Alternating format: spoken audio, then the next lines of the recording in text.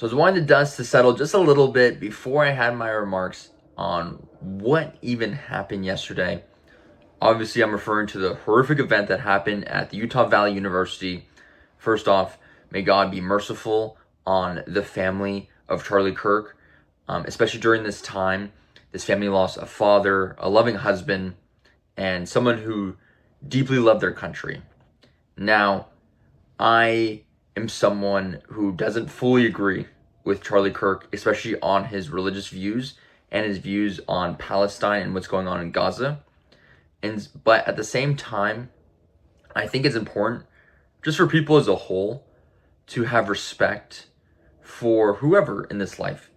Unless that person is calling for the complete removal or genocide or destruction of yourself or an area or a community of people, then I think ultimately we can all show a little bit of sympathy, whether you're Jewish, Christian, atheist, Muslim, because I've been seeing a whole lot of nonsense, specifically from the Muslim community, kind of saying, I told you so, which there are a lot of coincidences that have been happening with some of these tweets that I'm totally going to get into. But at the base level, right, you don't want, things should never be this serious. It's very odd to me. I think Charlie Kirk is definitely a prominent person, a rising person from the right movement, of course. And he's someone who's very eccentric, someone who's very loud, who's passionate. But it doesn't seem like he was someone who deserved this. And I know it's a crazy thing to say that, some people deserve it and some people don't. No, obviously no one deserves this. But he wasn't pushing the bounds too crazy. It seems like comparative to previous more polarizing figures, right? Like whether you agree with them or not, like Martin Luther King, extremely polarizing for his time, right? Someone who we're all very happy that, lived a great life and spoke of great things. But, him, JFK, who is very polarizing as well, Donald Trump even, these are high profile figures, and Charlie Kirk didn't seem like he was anywhere near that level. He was just someone who had an opinion, who went to these events and spoke out about them. And so there's a lot to break down with all of this. I want to start with the religious portion, right? Just to make it abundantly clear. So he is a Christian. I was a Christian. I have been a Muslim for some time now, and I've been studying Islam for a few years. And what is interesting to me is when I see specifically political figures and candidates who are Christian, but are totally complete allies of Israel, just from a historical perspective of the Christian view of the life and death of Jesus Christ, and just aligning themselves totally with a group, with an organized Jewish political society and organization that have endlessly throughout time done their best to not necessarily humiliate, but in a sense, crucify their God. I think it's pretty absurd to me to see political figures and prominent political leaders who are outwardly Christian have looked for the full support of Israel. I find it highly I'm highly confused by it. I find some suspicion in it as well. And that was the narrative that Charlie Kirk was pushing very heavily, as well as his call for and in stating that Islam is a weaponized religion that the left is using within America.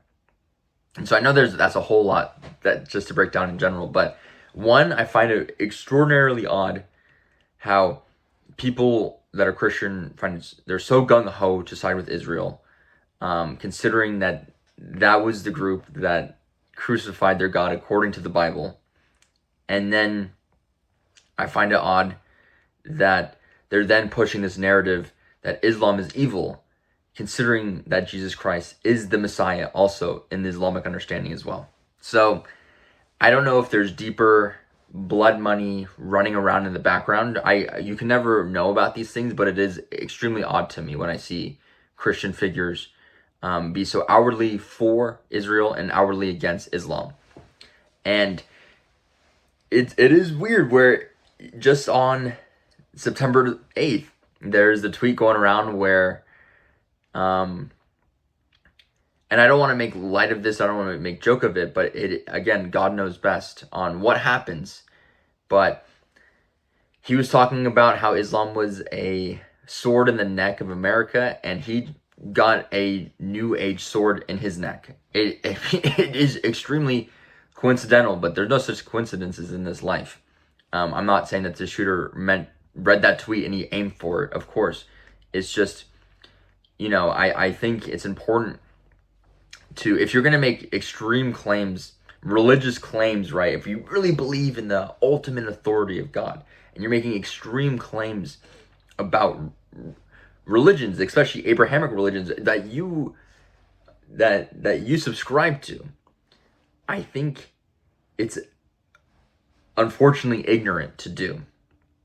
And the thing about Islam, since it's very well known in the Islamic community that events such like this, 9/11, assassination attempts, the war in Gaza, even though they're horrific events, all bad press is good press.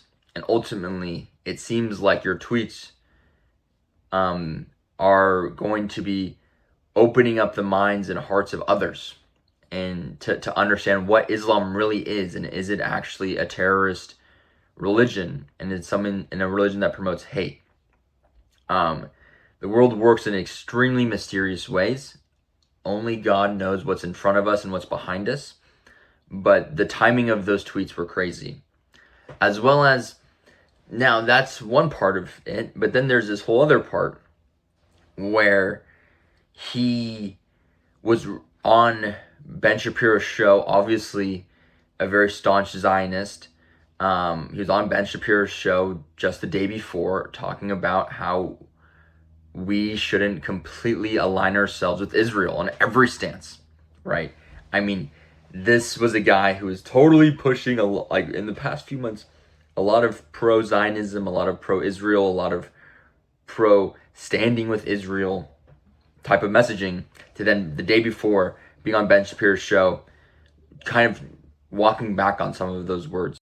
Push back against the media on COVID, on lockdowns, on Ukraine, on the border, so maybe we should also ask a question: is the media totally presenting the truth when it comes to Israel? Just a question, that maybe we shouldn't believe everything the media says, because I know I've been conditioned to ask a lot more critical questions over the last couple of years. So Ben, some people would accuse Israel of wanting to ethnically cleanse. Some people in the Israeli government are saying, again, it's all over the place, right? You have opinions all over. In your opinion, what would a good outcome 5 years from now be, and how does one respond to the claims of ethnic cleansing? But it is interesting how just the moment he started to kind of walk away, this situation happened, right? And again, we don't know the full situation. We don't know who is involved with this horrible assassination. However, there is absolutely 0% in my mind that this was some libtard that had a sniper, that had a powerful rifle from 200 yards away and perfectly shot him in the jugular, right? I mean, maybe there's many people who have experience with guns, not experience with guns, but to have the cool, calm, and collected ability to have a rifle, shoot it at a man from 200 yards away in a perfect position where it misses his head because his head can move, or it misses his body because he could be wearing body armor, in a spot that would essentially annihilate him on the spot, and then have the wherewithal to escape, right? To have the cool, calm, and collectedness to escape. And then to also have a dummy person, I guess, from what it seems like now, that 55-year-old man also happens to be Jewish. So after doing a bit more research, I found out that he's actually 71 years old and known as a political agitator. So he goes to events to just cause chaos. And this isn't his first time doing this either. Also found out he may or may not be Jewish, still unconfirmed, but still sussed out, still weird. Why is he here? And why did he voluntarily want to go to prison for this super tragic event? Where he is that man was used as a distraction for the real shooter to get away. So for me, there's no way this was one of those like teenagers who did this by himself. There's no way that this was, someone who just randomly, some libtard who just owned a rifle who meditated this attack. I mean, this took a lot of planning, degenerate bravery in a sense, and cool, calm, and collectedness. Where to be prepared to then not only do the full deed but then also escape at the same time. I'm highly suspicious of the entire situation, and I'm intrigued to see who they blame it on. Now, when it comes to blaming, it seems like the entire online community, especially even our president Donald Trump, is blaming this on the radical left. There's no way, and again, this wasn't a radical left person who shot him. This had to be someone who is a trained marksman with extreme years of experience and understanding, and who have probably done this before, right? I don't know the whole situation. Only God knows.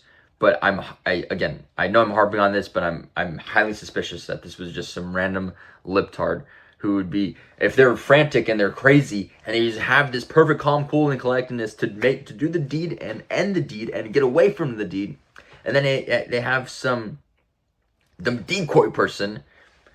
There's no way, okay? And now we see that people are using this situation, which is horrifying, to incite civil war, political warfare between political party and cultural lines. And I mean, guys, like, obviously this is horrific. This is happening every single day in the Ukraine and in Palestine, right? We're just getting a taste of it. And now people are calling for more civilian deaths. That's not going to solve anything. How stupid can you be that you're going to allow this one moment to radicalize you to start hating another person? Why? Listen, where I'm at, the sun is out, the beach is great, people are happy, things are fine. This is a sad moment, of course, and have a little respect for the family, absolutely. But don't use this moment to be like, I'm radicalized and now I'm going to be, I hate the liberals and whatever. Listen, the past 4 years under Joe Biden and what the DNC did to Bernie Sanders pissed me off too. But that's not going to radicalize me to go to war or to, want more civilian deaths or injuries or jail time or whatever. There's no point of it. It's nonsense. It's getting us confused on what the true issues are in this country. And it's the fact that this is happening overseas, state funded by the government, by the administration. This is happening endlessly to places like Palestine and the Ukraine, where we're in 2025, guys. There's no need for war. There's no need for war. There's no need for drones. There's no need for any of it. It's tiring. It's the governments are creating these perfect environments for anxiety and depression, and are scaring people into thinking that we have to pick sides against one another, but that's just doesn't have to be the case. And so it begs the question of what are we supposed to do at this time? And I think now more than ever, there has to be some level of civil disobedience. Now, I don't mean we take arms. I don't mean we do these fake peaceful protests. The solution and the path is not clear on where to go. But the solution and the path starts with the individual, and it starts with the individual's heart. And so, for me, personally, I am not accepting this Charlie Kirk assassination as a way to radicalize me towards another political group in this country. I'm not using his assassination as a way to radicalize me against another individual in this country. In my heart, I am saying no. In my heart, I'm not allowing the propaganda, I'm not allowing the media to influence my feelings towards another American civilian. I'm not allowing it anymore. I'm not allowing Donald Trump to manipulate my mind into thinking that this was a movement that was done by the radical left.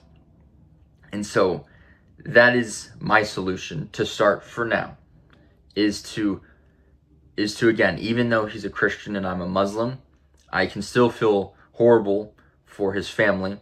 In an Islamic sense, his daughters are now orphans, and we need to take care of the orphans.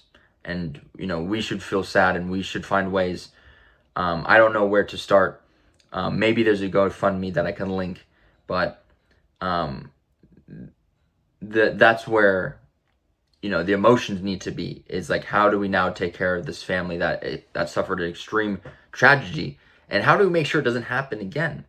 And it starts with not allowing the media to influence and manipulate the feelings of your heart, and so that we can come together and go outside and have a little hang and just relax a little bit and take care of our own families.